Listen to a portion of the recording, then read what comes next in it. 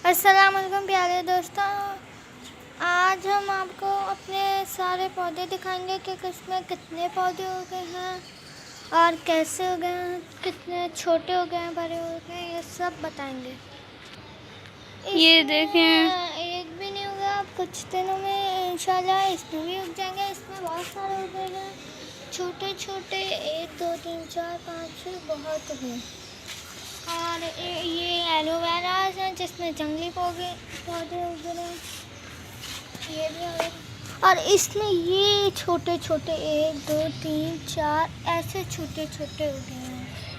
अगले पे आते हैं, अगले पे एलोवेरास में भी जंगली पौधे उग रहे हैं। इसमें भी अभी तक कोई नहीं उगे, अब इंशाल्लाह कुछ दिनों में सब में उग जाएंगे एलोवेरास। और इसमें भी कोई नहीं होगा, ये लोबिया का है। और आगे ये एलोवेरा है और ये धनिया के हैं तीनों, ये तीनों एकदम। अब अगले में छोटे से हो गए, देखें 1 2 ये 3 छोटे से।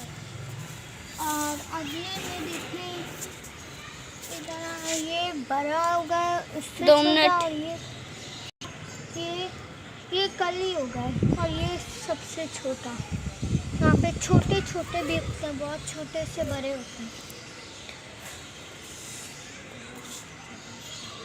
आपके घर में कितने पौधे हैं, कैसे उगे हैं, कितने उगे हैं, हमें कमेंट सेक्शन में ज़रूर बताना।